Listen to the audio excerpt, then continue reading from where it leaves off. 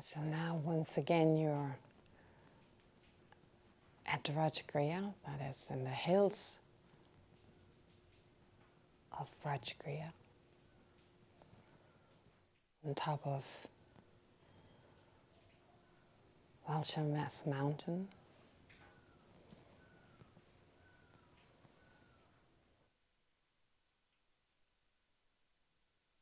A very calm and peaceful place.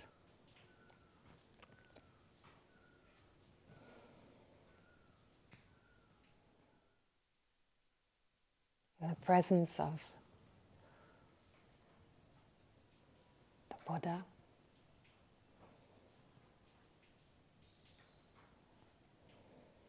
who's a manifestation of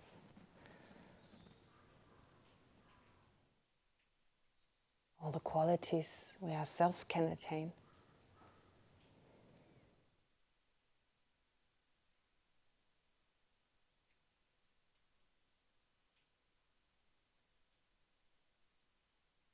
Great compassion, great love.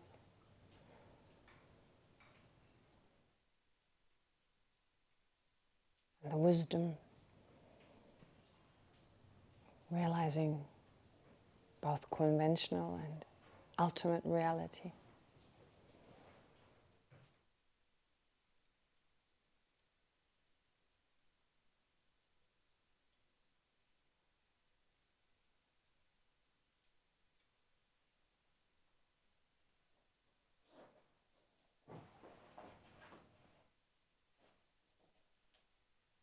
Those teachings, when implemented, can take us to that same state of Buddhahood.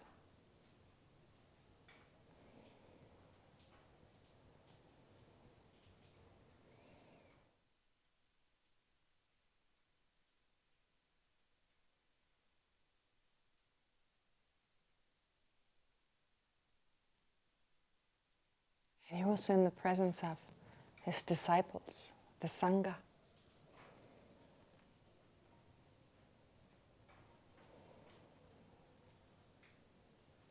Of liberated beings, of bodhisattvas,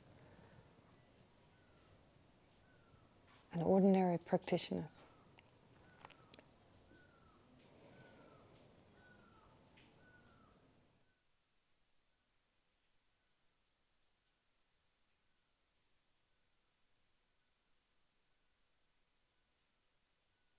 While at the same time, you're surrounded by all other sentient beings.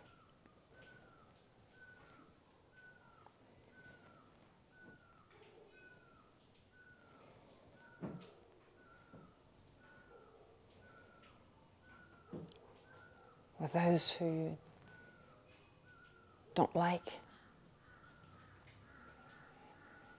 who you try to avoid, or who don't like you,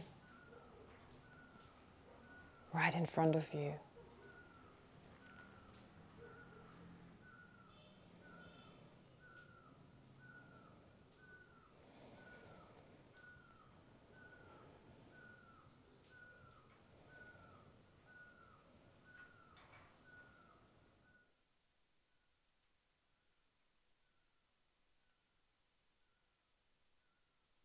And so aware of the fact that our differences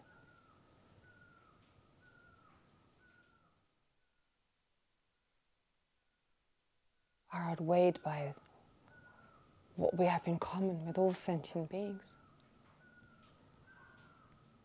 Try to generate affectionate love.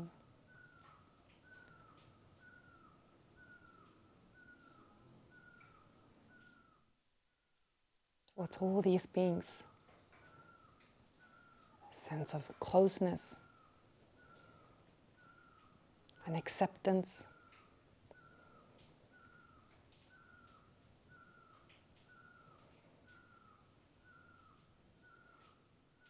And a feeling of endearment towards each one of them.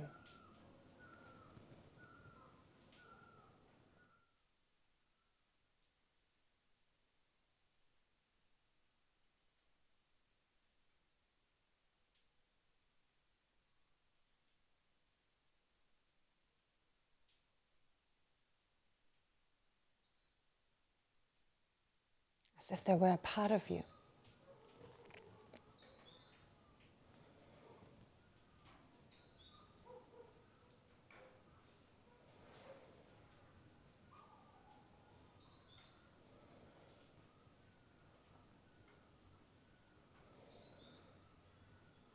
And then specifically focusing on all their unwanted experiences.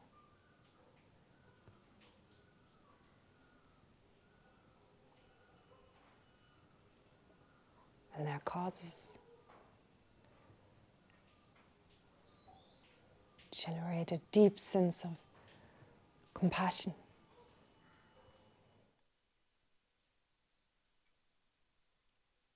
Not only wishing for all sentient beings to be free from unwanted experiences, sufferings, and their causes, but also wanting to protect them from those.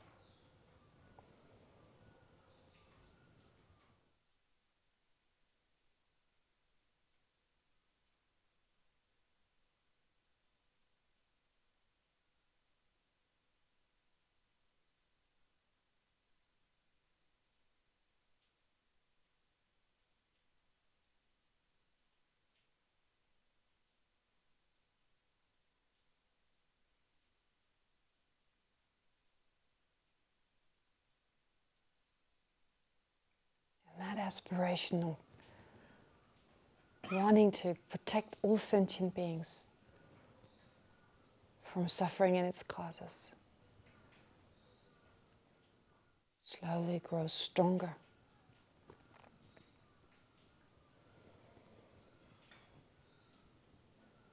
Giving way to the special altruistic attitude.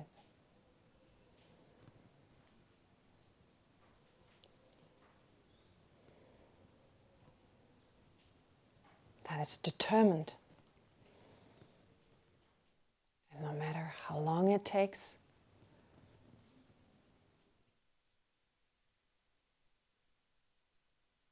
how much hardship it leads to, I'll do whatever I can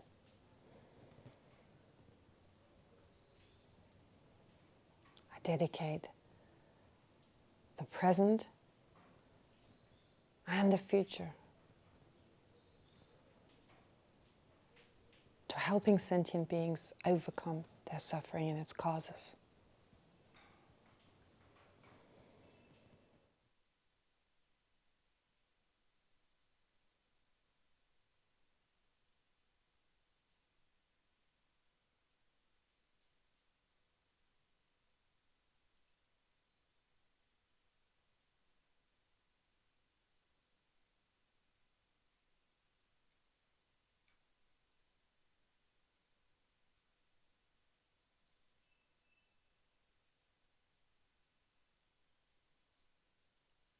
Since that is realistically only really possible if we first become enlightened,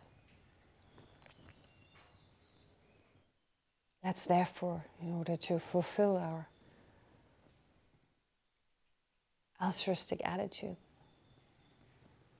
therefore generate the sincere aspiration or even determination to become completely enlightened for the benefit of sentient beings.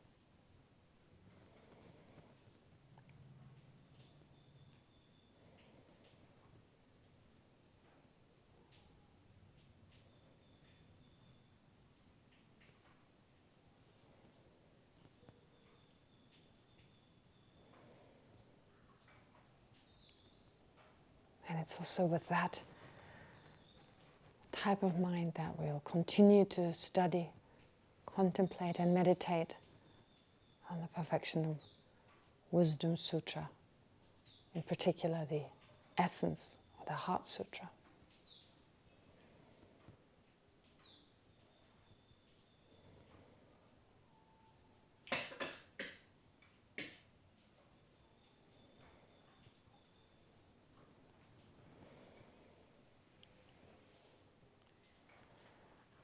then while holding on to the visualization of the Buddha and the Sangha in front of you, and while holding on to your mind of enlightenment, let's recite the prayers.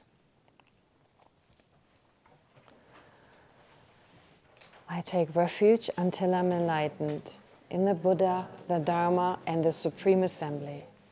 By my merits of generosity and so forth, may I become a Buddha to benefit transmigratory beings. I take refuge until I'm enlightened in the Buddha, the Dharma, and the Supreme Assembly.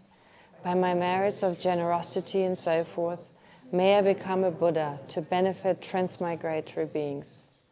I take refuge until I'm enlightened in the Buddha, the Dharma, and the Supreme Assembly. By my merits of generosity and so forth, may I become a Buddha to benefit transmigratory beings. May all sentient beings have happiness and the causes of happiness. May all sentient beings be free from suffering and the causes of suffering. May all sentient beings never be separated from the happiness that knows no suffering. May all sentient beings abide in equanimity, free of attachment and hatred for those held close and distant. I forgot to change the merits. I'll do it tomorrow. Okay. So it should be, as I said, what's a better word? Accumulations. Yeah. Accumulations.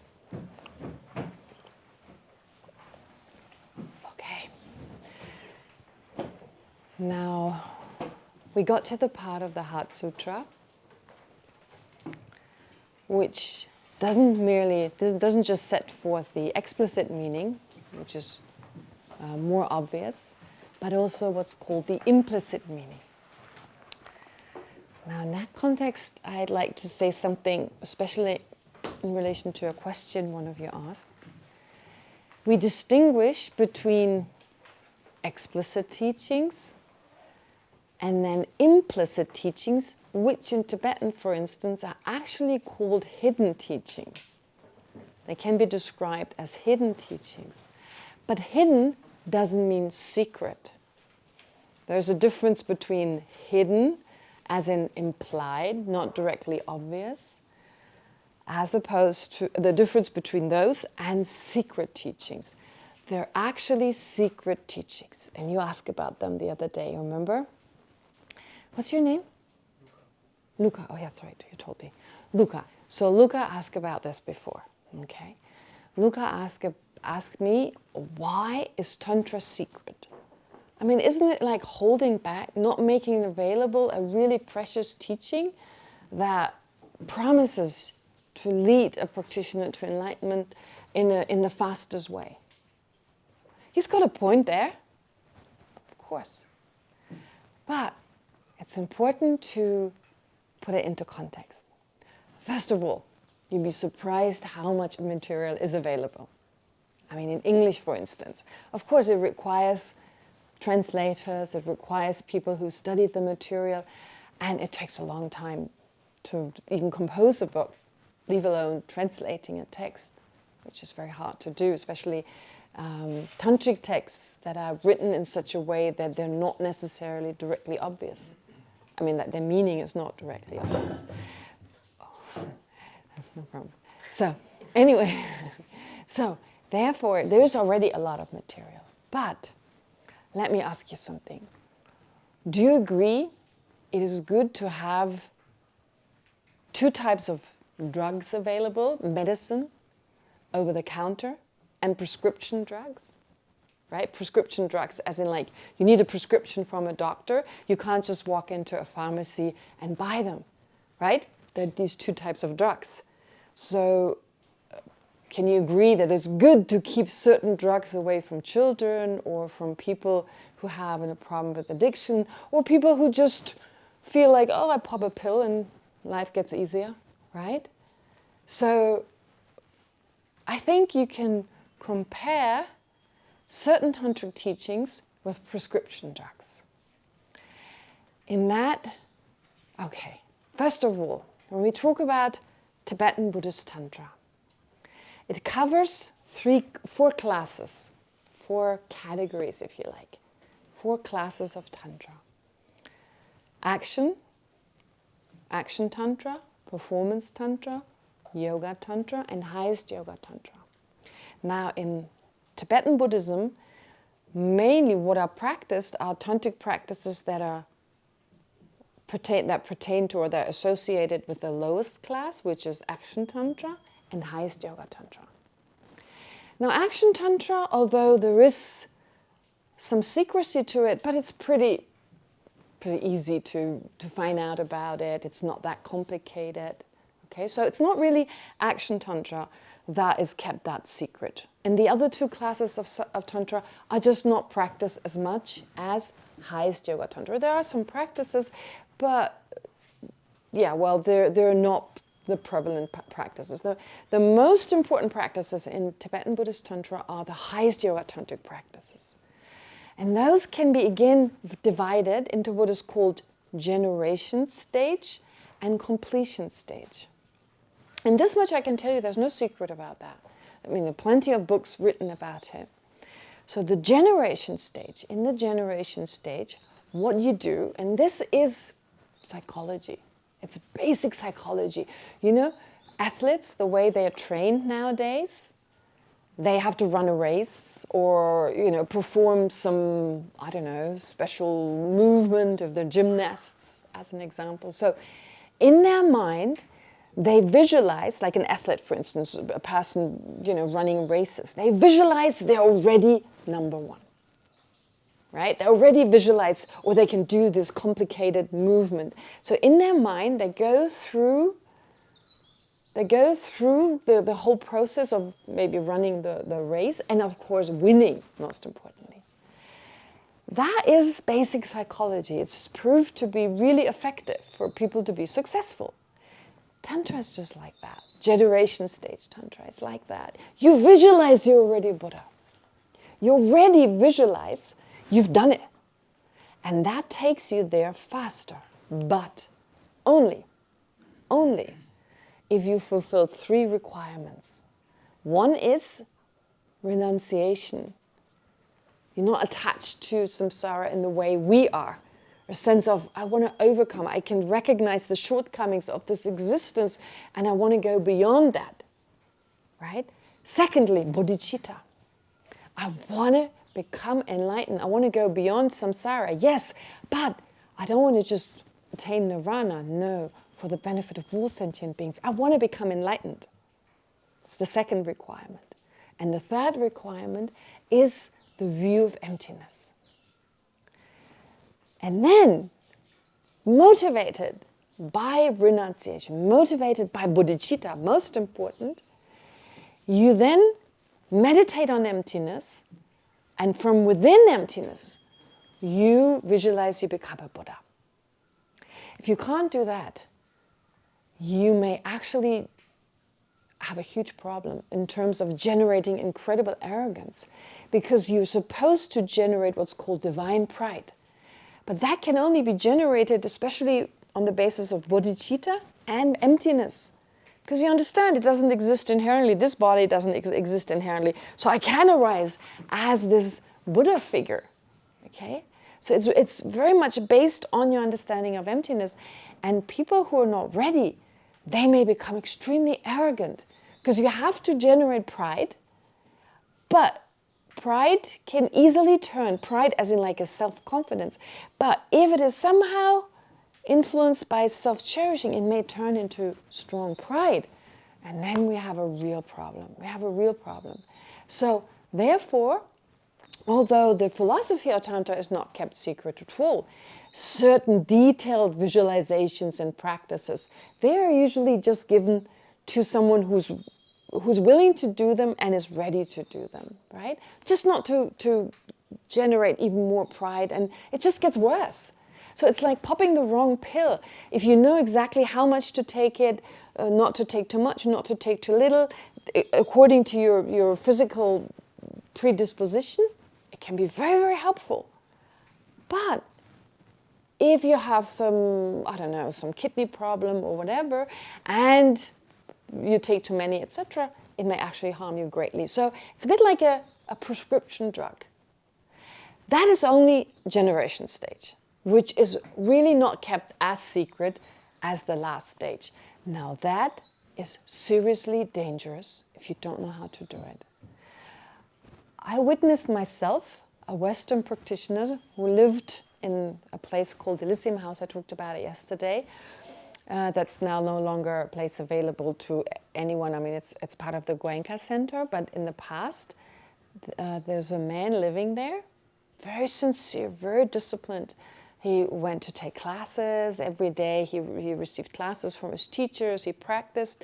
And he wanted to do this highest class of Tantra, this highest yoga tantric practice, generation stage.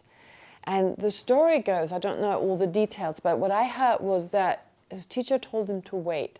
But he didn't want to wait. He felt like, I need to start right away. And he did. And he lost it. He went lala.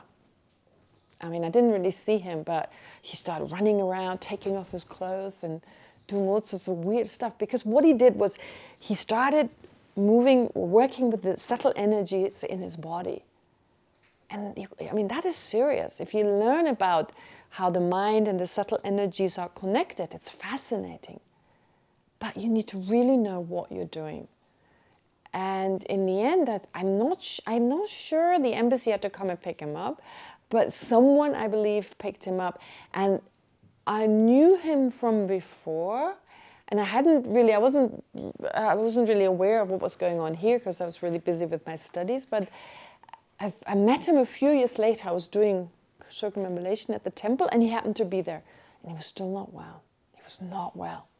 He couldn't talk properly. He was very agitated. So you see, it's good to keep this secret just because to protect people.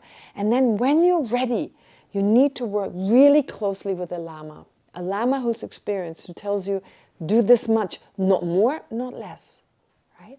If you follow exactly these instructions, incredible the result, incredible. But it's like walking a small path that, you could fall. I mean, I'm not using the extreme of here, there's extremes of nihilism and so forth. Here I'm talking about actually losing your mind. It's dangerous, potentially dangerous, you see? And that's why there's certain aspects that are kept secret. And even if I knew about them, right? It's techniques, it's meditational techniques. It's like you do this and then you do this and you do this and you go, what? It's not really explaining anything. It's just techniques that unless you do them, you don't find them terribly exciting. So that's the reason. But you could still learn so much about it. I mean, there are books called Highest Yoga Tantra. Couldn't be more obvious what's written in them, right? Highest Yoga Tantra, as in that fourth class of Tantra. There's actually a book on that, explains it beautifully, of how the goal is to have all the winds in the body, the different energy winds, enter, absorb, and abide in the central channel, and so forth, right? So, anyway, all this is explained, the parts we're really interested in, and the bits that are potentially dangerous, they're kept in a more secret way. But with the internet, it's pretty hard anyway to keep a lot secret. I mean, anyway. But yeah, I wanted to explain you this much. So it's really, there are aspects that are like an over-the-counter medication, right? Medication you can just freely buy anywhere versus prescription drugs. Does that make sense a little bit? So it's not that anyone wants to hold back, doesn't want you to learn about it. It's just a protection because it's so powerful, right? Okay, so that much I wanted to say. Okay, great.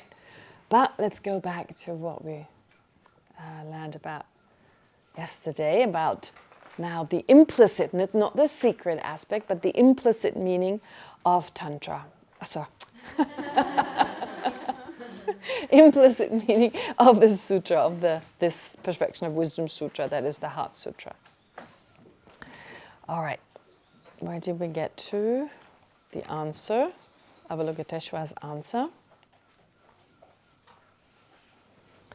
which now implies, that answer which is not obvious from the words, but they imply that now you need to enter the path of accumulation by way of generating bodhicitta, as I've mentioned. And once you've entered that path, now, unless you've already realized emptiness inferentially, if you've not done so yet, this is the time to do it, to make an extra effort, because you can only proceed to the next level on the basis of your understanding of emptiness. So the first type of mind is an inferential mind that is subsequent to the reasoning that you've reflected on, that you meditated on, including the fact that phenomena are not inherently one with, or they're not one with their part. Inherently existent phenomena are either one with their parts or separate from their parts. And since none of those are given, it's impossible that phenomena exist inherently. That's one reasoning. And of course, the king of reasoning, since they're dependent on causes and conditions, dependent on parts, and dependent on designation, therefore, they cannot exist inherently. So subsequent to that understanding, you generate an inferential realization, incontrovertible knowledge, if you like, that phenomena lack inherent existence. Now that mind is already amazing. I mean, to find someone who's realized emptiness, that's incredible. And that's also something Luca addressed yesterday, and I agree with him. He said, in this tradition, there's a lot of emphasis also on hiding your realizations. On if someone has realized emptiness, you're not supposed to go around and publicize it. Make it public. Go around and tell everyone about it. And Luca has got a point here, because he's saying, I'd like to know. And I agree. In some cases, it's nice to know where the other person is. You need to know, can I rely on them? Can I receive teachings from them? And it's a little tricky. In the Gelugpa tradition, and I have an issue with that as well, to be honest. In the Gelugpa tradition, people don't say that they meditate. In fact, if you ask a monk or a nun I'm not talking about a Westerner, but a Tibetan or someone from the Himalayan regions, if you ask them, do you meditate? They usually say, no, I don't know how to meditate. And you go, what are they doing? They don't meditate? They don't practice? So actually, it took me a while to realize that this is just a way of saying, well, meditation is not easy and I'm just not good at it. And keeping it secret, kind of like not wanting to show off. But in other traditions, I remember I studied once in the monastery in Scherbling. I spent some time in Scherbling studying there. And being part of the Kagyu tradition, I remember the teacher didn't come right away. He wasn't there. And his attendant said, well, he's meditating right now. And I was like, wow, he's saying it. How nice. It was so normal to say that. And I really like that. I like that. Why not? Why not say you meditate? And I think things are slightly changing nowadays. People understand that, why would you? Meditation doesn't have to mean that highest level of meditation. So things are, I think, slightly changing. But there's still this tendency of not wanting to show off. But when you're around long enough, when someone says, oh, I don't do anything, I just sleep all day long. You just know from their behavior, actually, right? It doesn't take that long to figure out who's practicing and who's not. And as I said, there are some people who are very open with it. I did this retreat, I did that, and so forth. And I like that. But realizations are still difficult, because my theory is if someone says, I'm enlightened, they're not. Right? My teacher once told me that at the IBD, in the beginning, at the institute where I studied, in the beginning, kind of when the first batch was studying, first or second batch, one day, this group of, I don't want to say the nationality, but anyway, this group of people from a different country, they came and they put a chair in the middle of the room and they put some guy there and they said, he's the new Buddha. And the monks were like, and they're like, no, right? But it was part of the director. I mean, unfortunately, the director is no longer alive. He was amazing. He was also our teacher for some time. But anyway, he was very open to anything. So he wanted, okay, this group comes, they want to introduce the Buddha. Well, here, look at, And so they just sat there and they did their thing. They actually did a Goenka course for some time as well, in a different situation. Anyway, so these monks were exposed to a lot of new things, and one was the introduction of this enlightened monk. So it was so obvious he wasn't, right? I mean, this whole thing was like, therefore, it's actually better not to say you're enlightened in general, right? I mean, if you call up, I don't know, The Guardian or BBC, like, I'm enlightened, it's ridiculous, right? So to a small group of people, to your disciples, you may say, look, this is my understanding. And His Holiness has recently also talked about some of his realizations, right? So therefore, it's acceptable to a small group. But unless we're part of this group, we wouldn't find out, right? And it's actually, you see, if someone told me, I'm special, I have this and this qualities, even if it was true, it would probably put me off. Versus, I get to know them slowly, and I get to see, and my belief, my faith slowly grows stronger. That kind of like, now he's my root guru. From one day, it's not very stable. Yeah, it needs to grow. It needs to slowly grow. You listen to, like, for instance, His Holiness the Dalai Lama. Okay, for a lot of people, it's like you listen one time and then you go, oh, that really makes sense. Oh, I want to get more. And your faith grows. And that is much more stable. It's much more reliable. It's based on what the Dalai Lama teaches and not what you believe, right? It affects you in a certain way. And on the basis of that, you know they have these qualities. So it's again part of this slow process. Not right away, okay, what are his quality, what are his? I choose this one, my root guru, let's practice Tantra. I'm exaggerating, of course, right? But in the West, we're sometimes a bit in a rush. And it's important to slow down. Yeah? But I totally get what you're saying. I totally get that. I remember it's thinking, why don't they at least say I meditate? Right? Yeah. So anyway, it has to be all put in perspective. And it has all its advantages and disadvantages anyway. Yeah. Okay. But even the Buddha, on certain occasions, in a certain group of people, he said, I became enlightened. I did. And it was convincing, and people were like, finally, great, wonderful, and it inspired them. But it's only said if it's beneficial. Yeah. And if a lot of people go, oh gosh, another one of those show-offs, it's probably not a good idea to say it. Okay, great. So now going back to, finally going back to this. But these are important points. I think they need to be explained, definitely. Different important ideas or important concepts. Anyway, now here, the first path being described, which means you realize emptiness. It's important to realize emptiness conceptually.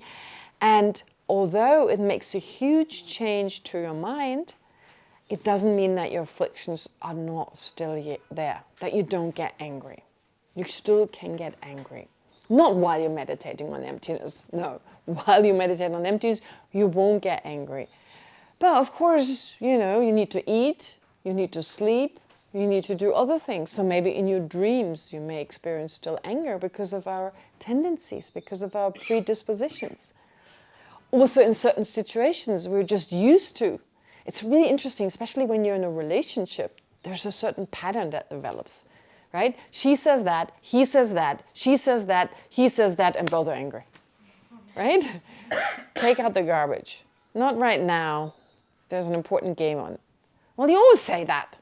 And you always complain. Like there's this kind of back and forth. And before long, both are angry and having a fight. So the thing is, I'm not just talking about these kind of patterns, but certain things that annoy us in other people. We're used to.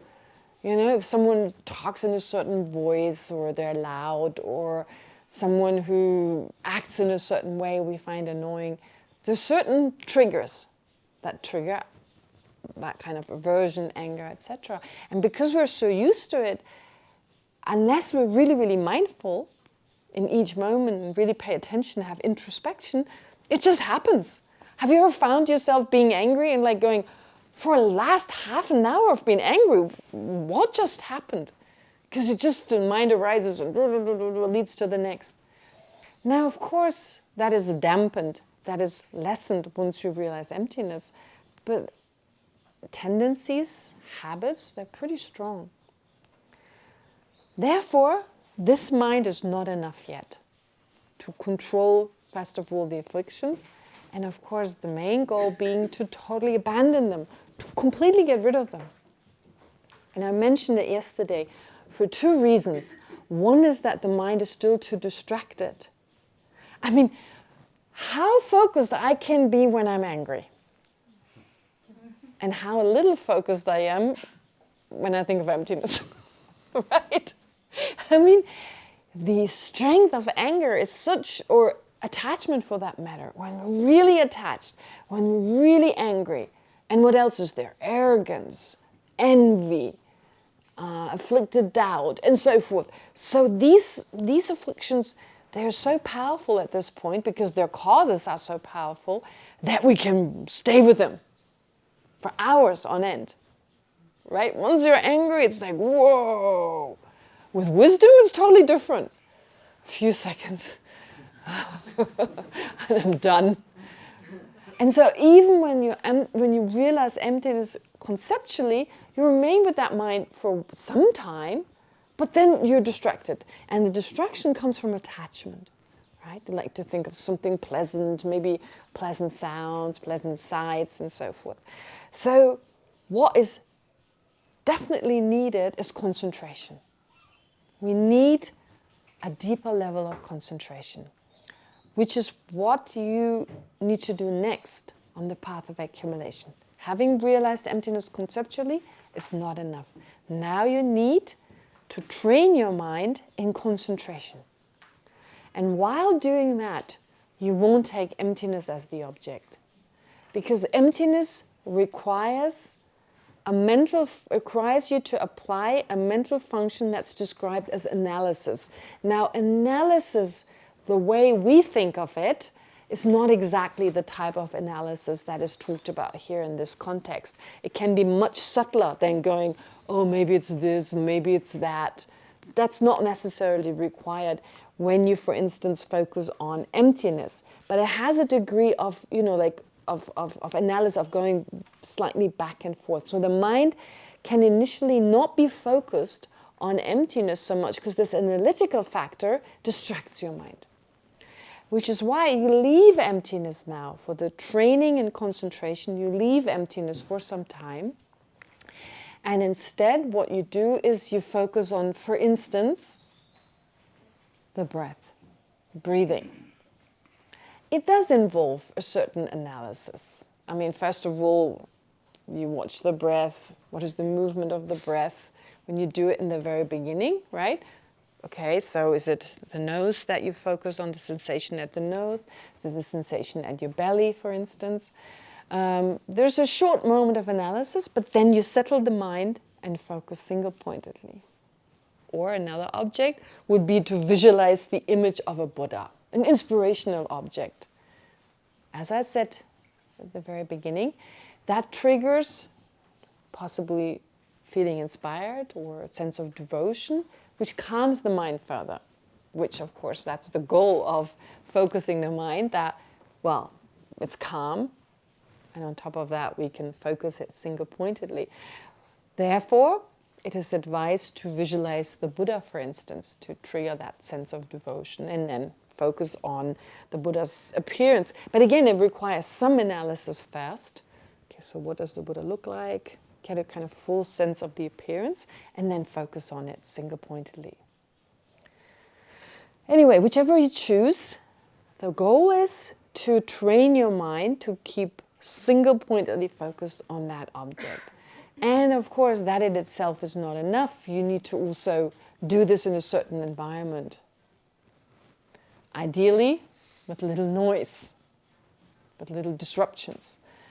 Ideally, an environment where you have everything you need nearby, that you need to that you don't have to drive into town and spend a day in the supermarket to get everything you need, kind of idea, right? I mean, have the necessities. You can stay in one place, don't have to go out and get distracted.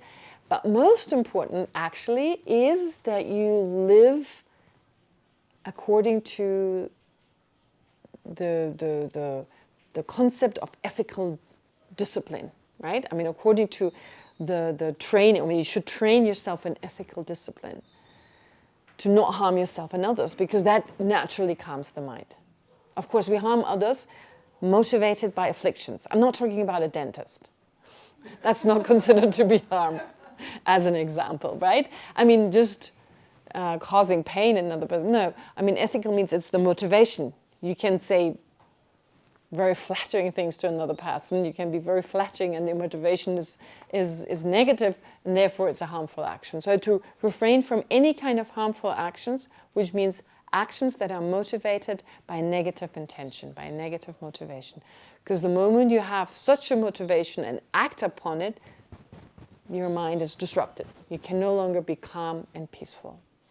That's very important. Anyway, having actually done all that, prepared in such a way, you now are ideally in a retreat situation. You find yourself in a retreat situation, and it's said that within 6 months, if you do it properly, with what I just said, and even more, there's more explanation to it. There are whole books written about it, but no need to go through them here.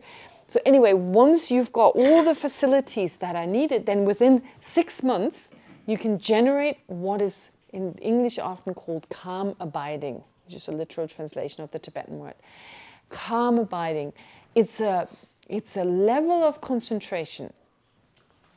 That means a certain level of concentration that enables you to remain focused single-pointedly with clarity and being able to remain with the object, abide on the object for at least 4 hours. Not 4 seconds, not 4 minutes, 4 hours. It is said, if you can do that at least for 4 hours with great clarity and at the same time with continuance, like with an abidance, with the strength of abidance, while the object appears clearly to you, then it is said you have attained calm abiding. Wow, can you imagine? And that goes along with mental and physical qualities that are described usually as pliancy. A physical pliancy and a mental pliancy. It means kind of a flexibility or a serviceability of body and mind, right? Is our body very serviceable for our meditation? I've got my eyes open. I can see you. I'm doing the same actually, but I can't see that. But of course, it's kind of I sometimes need to close them when I talk to be concentrated. But of course, if you have a hard time, right? We have a hard time. Our body is not serviceable right now. We're not used to it. It's the energy winds in our body, etc. So they're giving us a hard time. These pains are oftentimes just energy winds that are kind of blocked in certain areas. And yeah, that's just the state we're in right now. And mentally, of course, the serviceability of our mind is not given yet. We're not flexible, to keep our mind on one object. But if you train yourself, both can be trained. You can achieve, as I said, this pliancy or serviceability of the body and of the mind. Okay. So, and once you have that, now you need to bring together this ability of the mind to focus with the ability of the mind to realize emptiness. Bring the two together. How to do that? Because when you single-pointedly focus at the beginning, you can't think of emptiness because your mind loses its concentration. When you focus on, so therefore, you cannot do both. When you focus on emptiness, you're not focused. When you're analyzing, that is, when you're realizing emptiness, you're not focused. When you focus on something single-pointedly, you can't take emptiness as the object. So what do you do? What can you do in this situation? How can you bring the two together? Well, you need to alternate them now. You quickly alternate. You focus on, now you take emptiness. You try emptiness. You take emptiness as the object and you focus for as long as you can, even if it's just a few seconds. And then you go back into analysis. And then you go back. You go back. You can do it with another object first. Apply the analytical faculty of your mind. Take the body of a Buddha, analyze a little bit and focus. Analyze a little bit and focus. Or you take emptiness. You alternate. And at some point, this alternating, you're able, instead of alternating with one mind, to single-pointedly realize emptiness. You can this is just the ability of the mind. You can train it in that way that you focus on emptiness, but at the same time you realize it. So this analytical factor is still, the analytical function is still there, but it's become so subtle and so focused that it doesn't disturb your concentration. What is the analysis? The analysis is that of a still lake. Your mind has become like a still lake with a tiny little fish moving underneath the surface that doesn't disturb the surface. So it's still totally still, and still there's this little fish moving underneath the surface. That little fish is your mind realizing emptiness. Right?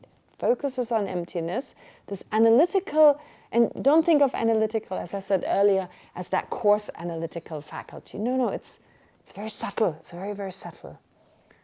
And so subtle, it has become so subtle now that it doesn't disturb your single point of concentration. James, clarification? So we're doing analytical on emptiness, and then single pointed also on emptiness. Exactly. Okay. Important question. So, as James just asked, so the object is emptiness. You analyze emptiness while with the same mind you focused on it, and the answer is yes. So you have this really subtle analytical function. You remember I talked about mental factors yesterday, which is just another way of saying the mind can perform many different functions at the same time. So here in this case, in the case of the mind that I just prescribed or that I just explained, that mind performs the function now of focusing single-pointedly on emptiness and analyzing it. And what is that called? Is the union of calm, abiding, and special insight. The union of shamatha and vipassana. Vipassana, you've all heard vipassana. You know that word. Of course, this is a word, it means special insight. In this tradition, it may be used slightly differently. I don't know enough about traditions such as the Goenka tradition. As I said, in many traditions, similar words are just used slightly differently. So in this tradition, the idea is that special insight is into emptiness. And why is it special insight? Because it is assisted by that deep concentration. So every special insight is therefore always accompanied, is always concomitant with or associated with, as part of the same mind with calm abiding, with shamatha. Okay, shamatha is just the Sanskrit word for calm abiding. Okay, it's really advanced. It's really difficult. I mean, 4 hours on the same object. Just don't need to say more, right? But anyway, it's possible. Do you have a question mark on your face? Yes. I have one more. Yeah. So when we're saying single pointed on emptiness. Are we taking the realization from the analytical? Yes. Okay. Yes. We're taking that understanding. The mind still realizes emptiness. It's the realizing mind that now, through the concentration, has become so single-pointed. There's no movement, this rough, as ordinarily when we think of something, when we take something to mind, it's still a conceptual mind. It's still a thinking mind. But that has become so calm and so focused with great clarity. It's not like you're about to fall asleep. We can be very focused when we're about to fall asleep, right? Sleep. But there's no clarity. There's no clarity. Clarification. This is during the path of accumulation. This is still, okay, very good. Good, important question. Is this still on the path of accumulation? Well, the first moment when you have this union of calm abiding and special insight, focusing on emptiness, this marks the first moment of the path of preparation. Yes. So I explained to you the training and the result, but now going back to the path of preparation, what marks the first moment? What marks the first moment of the path of accumulation? Generating bodhicitta. Bodhicitta, right? Yes. Path of accumulation. Yes. No, it's okay. I mean, calm abiding, it's definitely, it kind of would make sense to a certain degree, but actually it's bodhicitta, right? Bodhicitta, the first step towards enlightenment is the aspiration.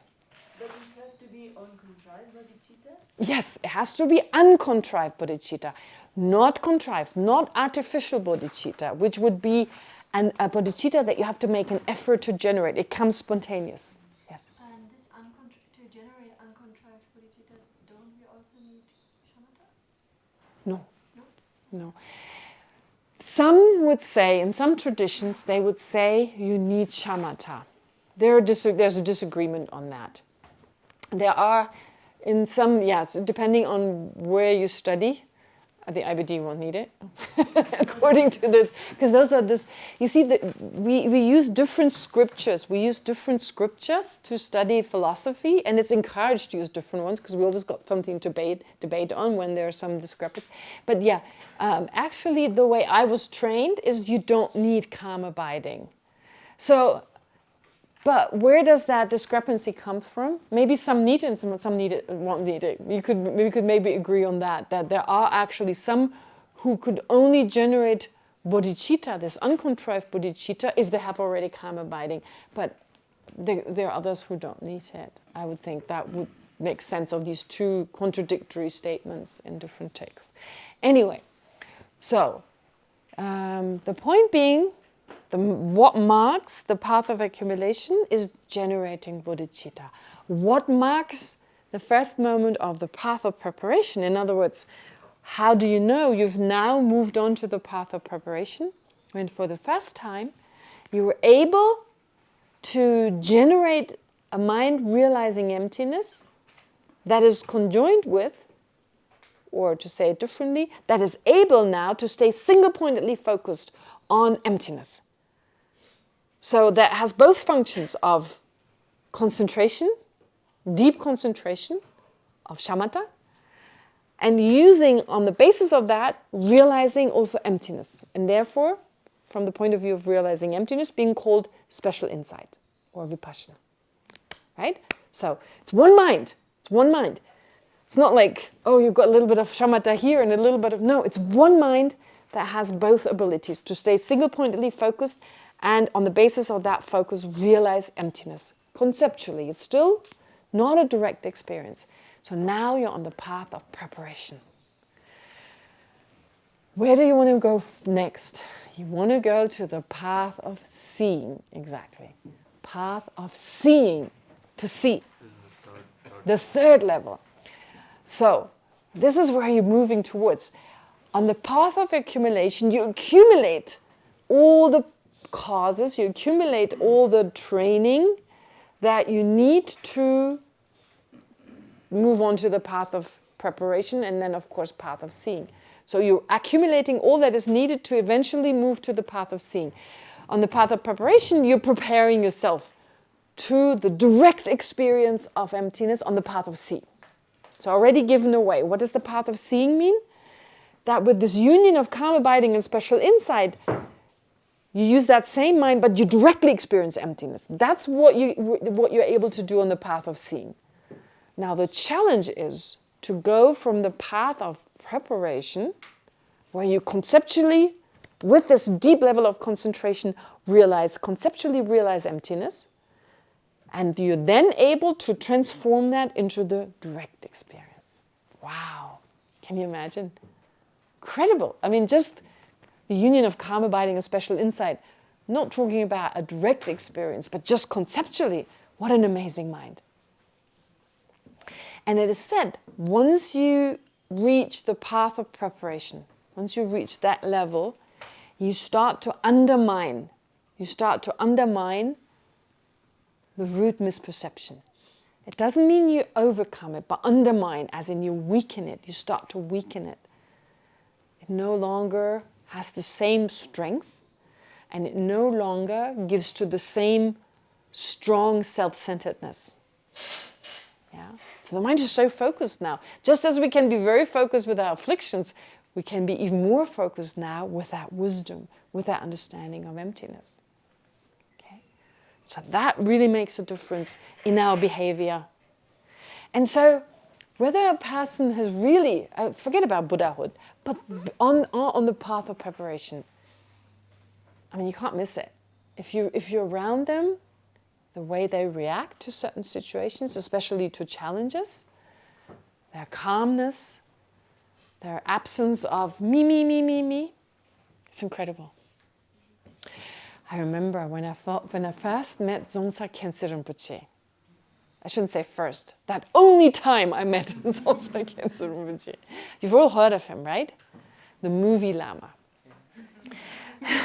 Some years ago, when I was still studying at the IBD asked me to teach philosophy to a program of Emory University. They would come every year, and they studied philosophy amongst other topics, and I was their philosophy teacher, and we would sometimes take them to day trips. And we went to beer. And Dzongsa Khyentse Rinpoche was there. And I knew him only as the movie Lama. You know, the Lama who made different movies like The Cup and so forth. And I was like, the movie Lama. Ugh. Right? So I wasn't really impressed. It was before all these books came out and all these teachings online and stuff. I didn't know much about him, but I thought, and I wasn't sure, he's a monk, is he not a monk? I wasn't sure. So I wasn't impressed. Anyway, so my TA at the time, she knew someone who knew someone, and therefore she got an audience with him. Everyone was thrilled. Just I wasn't thrilled. I was like, okay, it's nice. But it wasn't like, and then we sat down with him, and one of the first things he said was, the Buddha diluted the teachings. And I was like, oh, of course he says that, the movie Lama. And then he just blew my mind with everything else. I'll tell you what he said afterwards, but that's not the main point. And I kept thinking the whole time, I don't get a sense of a self in his case. There's no ego. I couldn't put it into words because it was like, this person is just there. It's almost like you can feel it. You can feel it when a person has self-centeredness and when they have not. And it wasn't there. I still give me goosebumps when I think about it. I mean, besides this incredible explanation he gave why the Buddha diluted the teachings, but the whole time I was thinking, there's no ego. There's no ego. And there are very, very few people I've ever had that experience with. Very few. Usually they're lamas anyway. And even with the lamas, there are differences. But with him, and since that time, I know he's the real deal. Because not every lama is a lama. No, I shouldn't say it that way. Not every Rinpoche is a lama. Right? Although they have these fancy names and so forth, but you should need to always check. Sometimes a Rinpoche is also recognized without being the reincarnation of that person. If it's beneficial for a group of people, then someone else can be recognized. It happens. So if they behave in a slightly orthodox way, it could be, because they're so realized and this orthodox way benefits a lot of sentient beings, or they're not as realized as we may think. So always good to check, always good to check. I'm saying the highest lamas, no doubt. You know, there are certain highest lamas, no doubt that they have amazing qualities. But there's also differences. Anyway, having said all this, I thought he was one of the lower ones. I wasn't even sure he was one, but when he taught... Anyway, that was my total arrogance. I'm so embarrassed. But I was totally wrong about him. No, amazing. But I tell you what he said about the Buddha.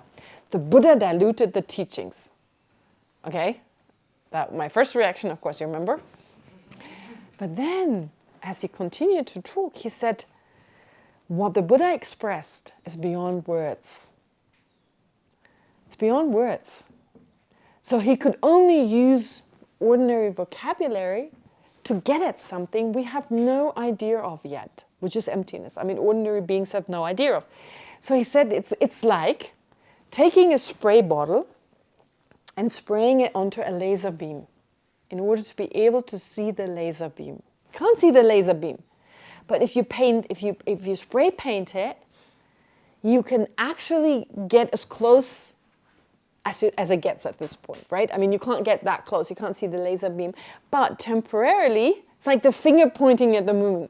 Instead of the finger, you take the spray paint on the laser beam. So because of his realizations, he has this ability to use Western examples and explain them really well. So he didn't use the finger and the moon.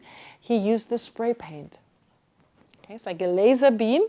Laser beam is emptiness, which you can't perceive right now. But the Buddha spray painted it. So he diluted the teachings in the sense that, of course, the moment you try to express that which is inexpressible, it's not the real thing itself, but it's as close as you can get to what you're trying to convey. But that's why it's not enough to say phenomena don't exist inherently because the Buddha said so. Right? It's kind of like saying there is a laser beam because you can see the paint. It's not enough. Or because I'm spray painting it, because I'm spray painting it. Right? You need to now understand what the Buddha has said, look at the spray paint as well itself, to slowly go beyond it and recognize the laser beam. Okay? Move past the finger and look at the moon itself. Leave behind that concept of emptiness and experience emptiness for what it is. Does that make sense? Yeah. And that is, so I've just killed two birds with one stone. Explain to you the concept of the concept, like the laser beam and so forth, and that there are beings who have no ego, in whose case you don't really notice an ego. So why did I talk about Dzongtse Khyentse Rinpoche? Mainly because I wanted to show that it is possible that there are beings who don't have any self-centeredness any longer, and we can actually pick up on that, right? We can pick up on that. So that means it can be eliminated, but the process to doing so is to first weaken it, and you do that on the path of preparation. When you undermine, first of all, the root misperception, you undermine it. Okay. Now, having done this, what do you need to do? You need to train yourself, of course, with this conceptual mind that is a union of calm abiding and special insight. And as you continue to train yourself, familiarize yourself with that mind, the concept or the mental image of emptiness appears less and less clear. This is like this. This is not something we have any experience of. It's really hard to understand. We have experience of perceiving something directly and then perceiving it conceptually. The example, you experience it directly. This piece of wood, this, whatever you want to call that, you experience that directly at this point. And then I ask you, think about it. What do you do now? You experience it conceptually. So you've developed a concept, a mental image. Your mind conjures up, or to your mind appears this mental image of this wooden object, right? So therefore, you have an experience of direct experience and then becoming a conceptual mind of that. Because it's no longer in proximity, it's no longer, well, it's still in close proximity, however, it's no longer in the sphere of your vision. Therefore, all you're left with is your conceptual mind leading to the appearance of the generic image. But how about you have no way, because of the obstructions on our mind, we have no way to access it directly. Emptiness right now, of course, theoretically, we could all realize emptiness directly right now. But the obstructions on our mind prevent us from doing so. Our own mind, being so used to perceiving things as existing inherently, obstruct, that is, prevent us from realizing directly the lack of inherent existence of phenomena. And the only way to gain that direct experience of emptiness is the way I explained it previously. So the step by step. Now, one question that may arise is, aren't there people who spontaneously realize emptiness directly? The answer is yes. So how? They did a lot in their previous life. They've already done it. They've done it. So temporarily, it doesn't come up to the surface. Their mind need to be ready again. But at some point, it all comes back. Right? This is, for me, a proof of reincarnation. I need to say a little bit more to that. The high lamas. Reincarnation is, well, for some of you, not an issue, not difficult, but for some, very difficult. And it's so much part of Buddhism. So much part of Buddhism. Not much makes sense. Definitely karma becomes very difficult to explain. If you've been a really kind and wonderful person, the question, why do good things happen, bad things happen to good people, cannot be answered. If you've lived for many, many, many, many lifetimes and there's some leftovers from the actions we accumulated as when we were a totally different person, I can't even say we were that person, when a different person altogether accumulated these actions, right? Then it's explained. But for that we need reincarnation. But besides all the reasonings for reincarnation, I want to say this much.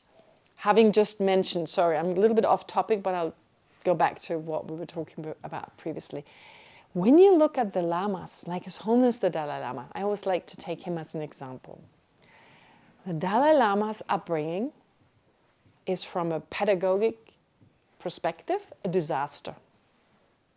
Right? I think any of us, you'd have to get therapy your whole life. At the age of 5, you're taken away from your parents. More or less, right? I mean, his mother and father were still there, but he wasn't living with them in close proximity, in the same room, or at least next door. At the age of 5, he was put into this huge, right, in this huge building, and no toys. His classmates were elderly monks sweeping the grounds. And when he studied with his brothers, there was a golden whip and a brown whip. The golden was for him. So Dalai Lama gets a special whip. Whoa, so happy. Right? So the thing is, the educational techniques, I don't know. I mean, from our perspective, unusual. Right? And anyway, pedagogically, I mean, you separate a child from their parents in most cases, but His Holiness, wow, excelled right from the beginning. Excelled right from the beginning. I mean, I think we can believe these stories. I mean, he excels now. He excelled at the age of 20. And it wasn't like he was a traumatized child and suddenly became this. I mean, that's impossible. So if His Holiness hadn't had these incredible qualities trained in a previous life, yeah, he would require therapy the rest of his life. Right? I mean, I'm not trying to be disrespectful. I mean, but he is not an ordinary person. And he was born in a family. Of course, there were a lot of extraordinary beings in there, but they were not like him. Not like him. His mother was extraordinarily kind and so forth. But there are also many other lamas where the parents are not, they're kind and so forth, but they're not like their children. So how do you explain that phenomenon? How do you explain that phenomenon that they're born in an ordinary environment, oftentimes with illiterate parents who have no education and so forth, and they excel in every way. Whereas their siblings are pretty normal. Many of His Holiness's siblings are not very normal, but, I mean, in many other cases, as I said, a lot of other lamas, they're pretty normal. Unless they've done all this in their previous life. They didn't have any time to do it. So if there's no reincarnation, how do you account for that? I think that is, for me, a very powerful argument for reincarnation. Right? Incredible. So when I say there are some beings that spontaneously realize emptiness, yeah, because they've done it in their previous life, right? And many of you have definitely some imprints. Definitely. Why are you here? I don't think you're doing this for the first time. I don't know what you've done, but I don't think, this hardship, it's not exactly a 5-star, I don't know, home that we're probably used to, right? And you're still here. You're going through this, so definitely some serious imprints here. Okay? Anyway, never mind. But the point being, what I'm trying to say is, if you haven't done the work yet, you have to do it then. Which means if you have now reached the path of preparation, and I'm not saying you all are. If I say imprints, don't get me wrong. Imprints doesn't necessarily mean, of course, you've highly realized. Some of you could be. You could be all Buddhas for all I know, and you're here for my benefit. Right? Could be. We never know. So, but the point being, anyway, going back to what I was saying, so on the path of preparation, you have this union of calm abiding, a special insight, and now you need to focus on that continuously, meditate on it again and again and again. And there are 4 stages within the path of preparation that I don't need to explain all of them. It gets too confusing, too complicated. It's, in fact, a whole different topic we could teach over a 10-day course. No, but there are 4 levels, but during that time, you undermine this self-centeredness more and more, you weaken it more and more, and this mental image of emptiness weakens. And emptiness is said to, therefore, appear clearer and clearer to your mind, until the concept is gone. The finger is no longer there. You no longer have the appearance of the finger. Now you just perceive the moon. Just as you perceive this object without a concept, with your eye consciousness, you directly experience it. Or to give you a better example that with the word experience may work better, you eat chocolate without thinking of the taste of chocolate, right? You can think of the taste of chocolate because of your memory of chocolate. You know what it tastes like. That's the concept. You can actually think of it, and there's an image appearing to your mind, right? There's an image appearing, but it's never as clear as the actual thing. How do we know that? Because of modern movies. Have you ever noticed when someone is remembering something, it's all black and white, right? The main character is thinking back of what happened yesterday, and it's all blurry or black and white. Say hello to the mental image. That is what's meant in Buddhism. It's kind of not as clear, with the begging bowl, with the singing bowl as an example, right? So with this bowl, as I said yesterday, it's not as clear. Here it's shiny, clear and shiny when it appears. But when I ask you to think about it, hiding it, or asking you to close your eyes, it doesn't appear as clearly. That is the mental image. It's through that you get at the actual singing bowl. So similarly in movies, like I said, it's not as clear when you have these different mental images bringing back the situation to you that you're remembering. Memory, of course, is very much dependent on these images. That's why these images can also be very much influenced by our thoughts. That's why witness statements are not necessarily reliable, because a lot plays into it. Yeah, that's why we need the direct experience. It's much more reliable. In the case of emptiness, that's the same case. But anyway, having said all that, through familiarity, the image becomes weaker. It's no longer required, or doesn't appear as strongly as it previously did. And at some point, then what happens is you directly experience emptiness. And that marks, that first moment of directly experiencing emptiness, that marks the first moment of the path of sea. Wow, we got to the path of sea. Those are the most complicated. They're most complicated in terms of explaining them. Okay, and I guess also in terms of practice. Getting from a totally non-concentrated mind to a concentrated mind, bringing it together with your understanding of emptiness. A first of all, developing that, a realization of emptiness, and transforming it into a directly experiencing mind. That's a lot of work, as you can imagine, right? Okay, but it's totally worth it. Yeah. So anyway, once you've done that and motivated by bodhicitta, you've now reached the path of seeing. Reached the path of seeing. Okay, this much I needed to say to now be able to explain you what is implicitly meant. You now know what the path of accumulation is. If I just say path of accumulation, previously you wouldn't know what's meant. But I think we need to take a break. I've been talking for quite a while. Right? Can we do 15 minutes? Are 15 minutes enough? Great, 15 minutes. And of course you can ask questions in the meantime. So it's 31 on my... So